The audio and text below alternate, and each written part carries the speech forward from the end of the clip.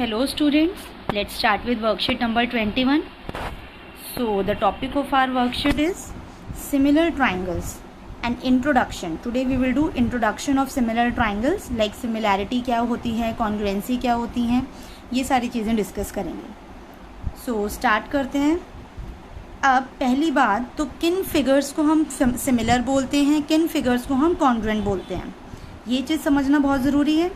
अब सिमिलर के केस में क्या होता है, कोई भी दो ऐसी फिगर्स या पॉलीगॉन्स जिनकी शेप सेम होती है बट उनका साइज़ जो है वो सेम नहीं भी हो सकता और हो भी सकता है. मतलब एक कंडीशन मैंडेटरी है कि उनकी शेप सेम होनी चाहिए, साइज़ हो भी सकता है सेम और नहीं भी हो सकता. लाइक यहाँ आपको दो पिक्चर्स दिखाई हुई हैं, दोनों एग्जैक्टली सेम शेप की हैं, राइट. दोनों एक जैसी दिख रही हैं बट साइज़ दोनों का अलग अलग है, एक थोड़ी छोटी है और एक बड़ी है, तो दे आर सिमिलर. अब अगर मैं इन दोनों ट्राइंगल्स की बात करूं तो ये दोनों ट्राइंगल्स भी आपको सेम शेप के दिख रहे हैं क्योंकि दोनों पॉलीगॉन हैं और दोनों ट्राइंगल्स हैं, बट दोनों के डायमेंशंस अलग अलग हैं, सो दे आर सिमिलर, राइट.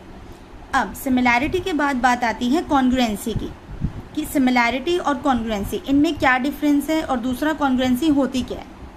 तो कॉन्ग्रुएंसी में क्या है कि दो फिगर्स हमारी कॉन्ग्रुएंट होती हैं जब साइज़ भी सेम हो और शेप भी सेम हो. यहाँ पे साइज़ भी इम्पॉर्टेंट है कि साइज़ भी हमारा सेम होना चाहिए. दैट मीन्स अगर मैं डायमेंशंस की बात करूँ तो डायमेंशंस जो हैं वो सेम रहने चाहिए, राइट. तो सिमिलैरिटी और कॉन्ग्रुएंसी में सिर्फ यही डिफरेंस है कि सिमिलैरिटी में साइज़ सेम हो भी सकता है और नहीं भी हो सकता, बट कॉन्ग्रुएंसी में ये मैंडेटरी है कि साइज़ भी हमारा सेम होना चाहिए. लाइक यहाँ पे आपको एक और फिगर दिखाई हुई है, एक पेयर ऑफ इयररिंग्स है हमारे पास, तो इन दोनों की शेप भी सेम है और इन दोनों का साइज़ भी सेम है. या दूसरा एग्जांपल है blank pages of a resistor, कि जो हमारे ब्लैंक पेजेस होते हैं वो बिल्कुल क्या हैं, सेम शेप के हैं और सेम साइज़ के हैं, वो एक दूसरे को ओवरलैप कर पाते हैं, राइट. तो that is the meaning of congruency. अब आगे मूव करते हैं कि अगर हमारे ट्राइंगल सिमिलर हैं, लाइक ये दो ट्राइंगल्स आपको शो करे हुए हैं, दोनों ट्राइंगल्स आपके सिमिलर हैं, तो यहाँ क्या होगा, जो भी आपकी कॉरेस्पॉन्डिंग साइड्स हैं, जो भी आपकी कॉरेस्पॉन्डिंग साइड्स हैं वो आपकी सेम रेशियो में होंगी और सारे कॉरेस्पॉन्डिंग एंगल्स आपके इक्वल होंगे, राइट. दोबारा रिपीट करती हूँ मैं कि कॉरेस्पॉन्डिंग साइड्स जो हैं वो आपकी सेम रेशियो में होगी और कॉरेस्पॉन्डिंग एंगल्स आपके इक्वल होंगे. लाइक आपको यहाँ एक एग्जाम्पल दिया हुआ है कि एक ट्राइंगल आपके पास है ABC और एक ट्राइंगल आपके पास है PQR. अब एंगल्स की अगर मैं बात करूं तो सिमिलैरिटी के लिए एंगल A एंगल P के इक्वल होगा, एंगल B एंगल Q के इक्वल होगा और एंगल C एंगल R के इक्वल होगा. साइड्स के बारे में बात करें तो AB अपॉन PQ, एक प्रोपोर्शनैलिटी हो गई AB अपॉन PQ, दूसरी हो गई BC अपॉन QR, तीसरी हो गई AC अपॉन PR, और ये तीनों जो हैं वो इक्वल होंगे. तो जब ये कंडीशंस हमारी फुलफिल हो रही हैं दैट मीन्स ABC जो है हमारा PQR के सिमिलर है. आगे कुछ क्वेश्चंस गिवन है, हमें वो क्वेश्चंस डिस्कस कर लेते हैं. Like which of the following are the examples of congruent figures. आपको यहाँ 4 टाइप के क्वेश्चंस दिए हुए हैं, डिफरेंट फिगर्स हैं, आपको इसमें से बताना है कौन से कॉन्ग्रुएंट हैं और कौन से नहीं हैं. लाइक A पार्ट में आपको फुट स्टेप्स दिए हुए हैं, तो ये दोनों एग्जैक्टली सेम शेप के हैं और इनका साइज़ भी क्या है, सेम है, तो ये A पार्ट जो है आपका क्या हो जाएगा, कॉन्ग्रुएंट हो जाएगा. अब अगर B पार्ट पे मूव करें तो आपको बटरफ्लाइज बना के दी हुई हैं. अब यहाँ पे शेप तो सेम है कि दोनों बटरफ्लाइज हैं और सेम शेप की हैं, बट एक छोटी है एक बड़ी है, दैट मीन्स साइज़ इनका डिफरेंट है, तो ये आपकी सिमिलर हो जाएंगी और ये आपकी कॉन्ग्रुएंट नहीं होंगी.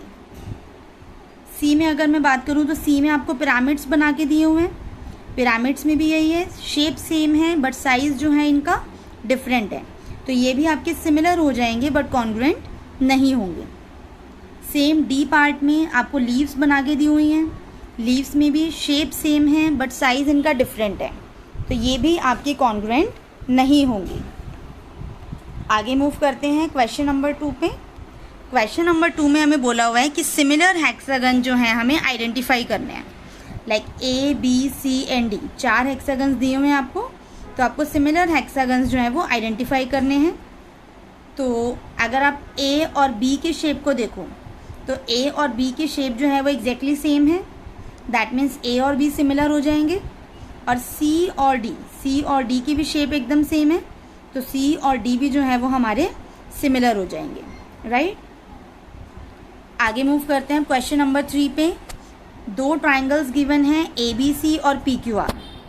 अगर हमें दिया हुआ है कि ये सिमिलर हैं, कि like if triangle PQR and ABC are similar then find the lengths of PQ and QR। तो आपको यहाँ PQ और QR इनकी लेंथ्स फाइंड आउट करनी है। तो हमें ये पता है कि जब हमारे ट्राइंगल सिमिलर होते हैं तो जो उनकी साइड्स होती हैं वो सेम रेशो में आ जाती हैं। लाइक यहाँ पे क्या होगा कि AB अपॉन PQ जो है वो इक्वल हो जाएगा किसके, BC अपॉन QR के और AC अपॉन PR, राइट। ये सारे इक्वल हो जाएंगे। अब अगर मैं देखूँ मुझे कौन कौन सी साइड्स पता है, तो मुझे AC और PR पता है और मुझे BC पता है। तो यहाँ से पहले मैं QR फाइंड आउट कर सकती हूँ। सो लाइक यहाँ पे हम लिखेंगे 10 upon QR is equals to 12 upon 18। अब 6 2s are 12 and 6 3s are 18। तो ये मेरा क्या बन गया, 10 upon QR is equals to 2 upon 3।